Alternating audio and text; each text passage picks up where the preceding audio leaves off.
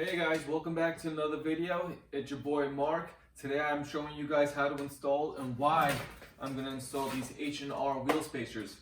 Now, right off the bat, this took me about 3 to 4 weeks to receive this. It took quite a while. At first I thought the company was going to scam me for my money because it's not an actual H&R company that I bought it off eBay. I'm going to put the link below. But it was like a third-party seller. I had to wait about a month because they had placed the order with H&R in Germany, and it took about 3 or 4 weeks for it to arrive. If you are planning on purchasing H&R wheel spacers for your Sonata, just keep in mind, be mindful that it's going to take a while to arrive. But you know what? I say it's well worth it because H&R is a brand that is well known.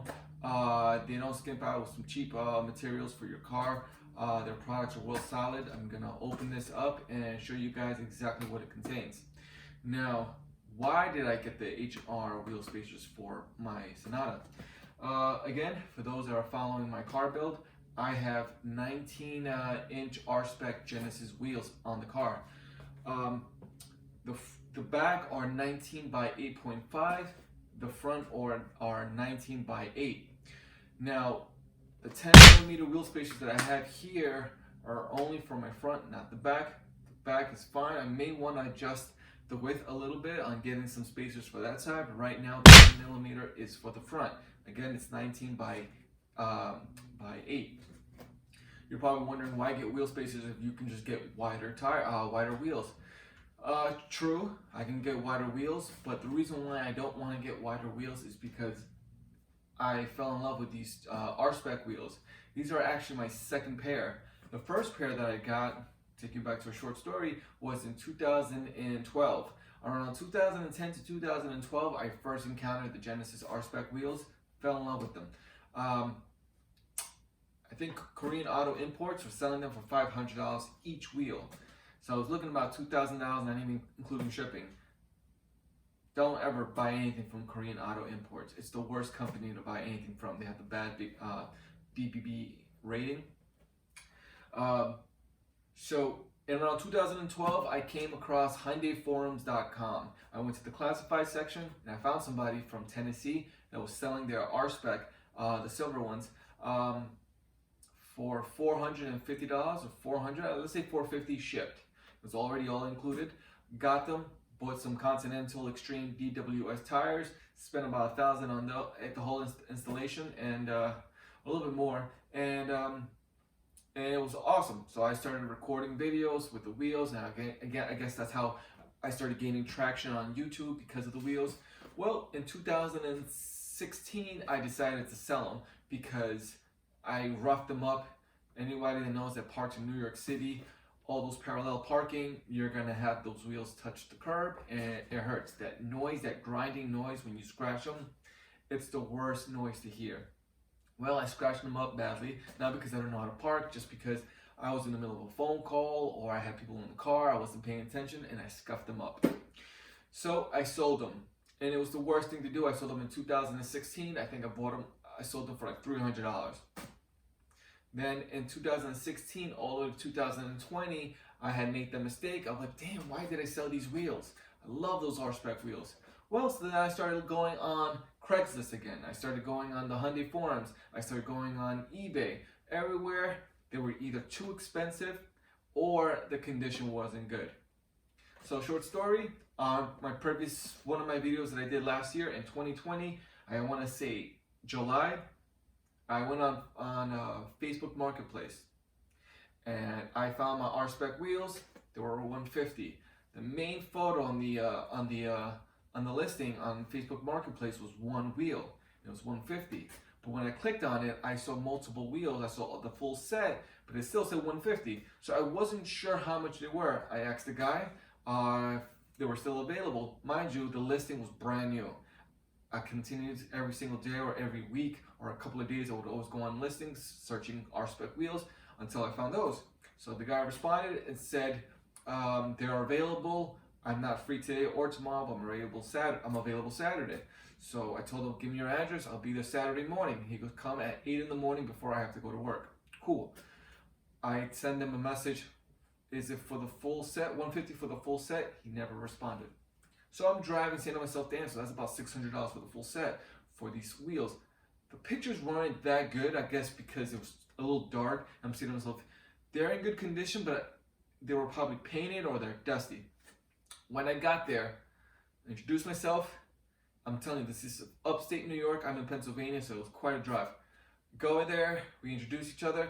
He shows me the wheels, and as he's showing me the wheels, he says, these wheels, I'm sorry that the pictures weren't doing any justice. The wheels were dipped. I'm looking at them, and I'm saying to myself, the first thing I ask is, $150 for the full set, right? He goes, yeah, $150 for the full set. And so I'm looking, I'm saying to myself, $150 for the full set, these wheels are not bad. It's just plastic dipped, and the dip is peeling off. I can either spend time peeling it off or have someone peel it off for me. But for $150, I'm not gonna complain. But because in the art of the deal, he already had mentioned something bad about the deal, I used that to my advantage. I said, yeah, they're dipped. Do you want to do 100? He looks at his watch. Mind you, he has to go to work. He goes, all right, cool. So he sold me all four for $100. I have a video on it on my channel if you want to look through it, or I'll see if I can find it and put it into the description. So I paid $100 for these wheels. Then the same day, because it was so early in the morning, I got to Pennsylvania, drove to my fabricators. The first time introducing myself to them, they charged me $400. I had to leave the wheels there, and to get them powder coated, they peeled off the paint, they peeled off the plastic dip, and then they painted the powder coated black gloss. So I spent overall $500 on these brand new wheels. Beautiful. So this is my second set, and I love them. Why? So again, so wheel spacers. Why? It's because I want to keep these wheels as long as I can. I made the first mistake of selling them. Shouldn't have done that. But you know what? Got them back. Got them at a great price, and I got them dipped. I got them painted, powder coated the way I wanted them. So now I want to maintain them, but again, I want them a little wider. So that's the reason why I'm going 10 millimeters on the front. Sorry guys that I had detoured you guys in the story, but that's the reason why I want to continue with these wheels, and I don't want to get any wide wheels. I want to continue having these Rspec, get 10 millimeters installed, and that's it. So now let me pause the video, show you guys what this contains, and then get started putting.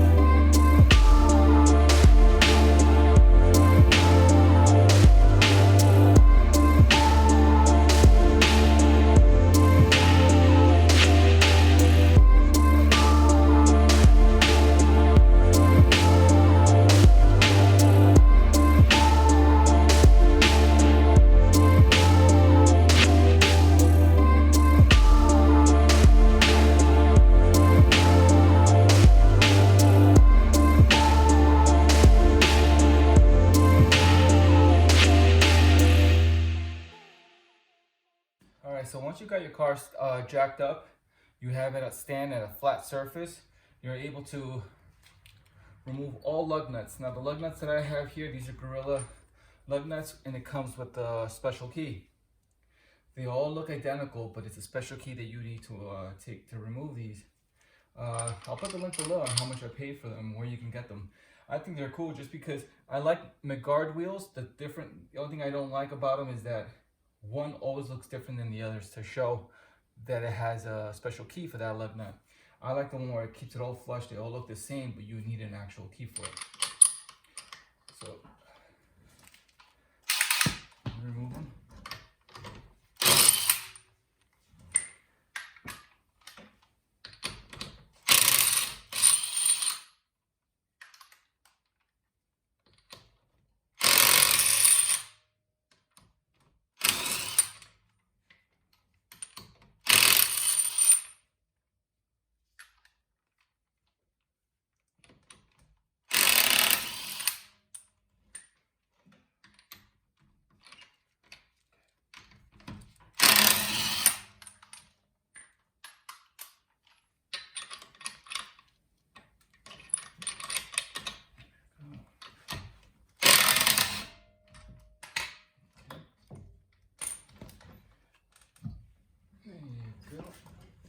And then that's it. That's how you remove your wheel. Let's clean this off so then we can put the H&R Wheel Spacer. Now another thing I want to mention is the reason why I got 10mm wheel spacers. Hold on, let me put this here flat so this wheel doesn't fly off. They're so thin that when you put them in, you don't need longer threading. If I were to get 20mm wheel spacers, or even 25 and plus, they're going to be so thick that you won't have enough threading to put your wheel back on and then to tighten it with the lug nut. That's the reason why the 10mm, when you buy wheel spacers, like a reputable company like H&R, it comes with the threadings, because in case you do need them and you need longer threading, it's there. But right now, because they're so thin and I only want them from the front, just to give it that little extra room, that little more aggressive wide stand, just those 10mm doesn't make much of a difference as in thread wise. So I'm still able to keep my factory hub, keep the factory threading, just put them on, clean this out, and then put the wheel back on.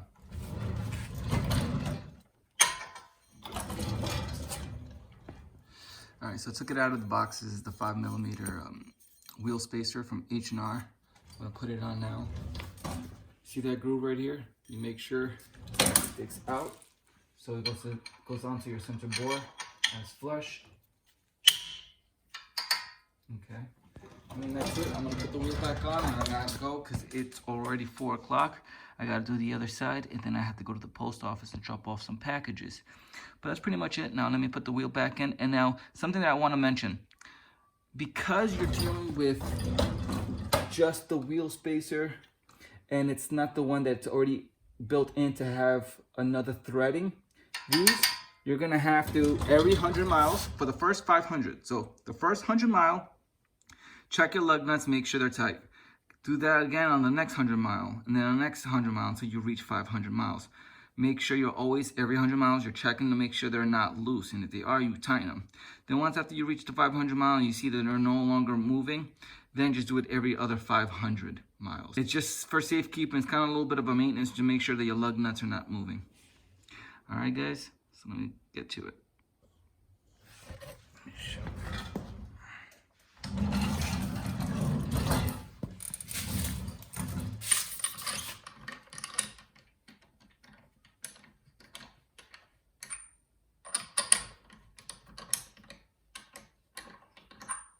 I'm just timing it by hand right now.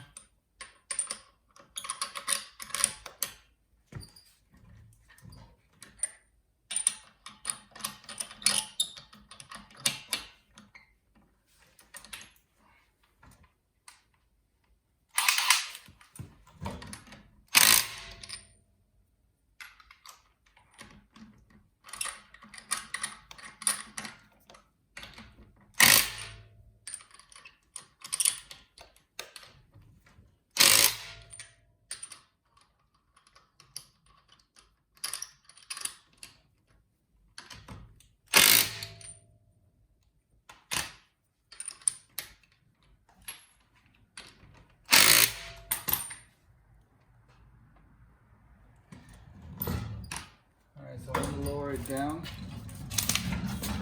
and see how that bad boy looks.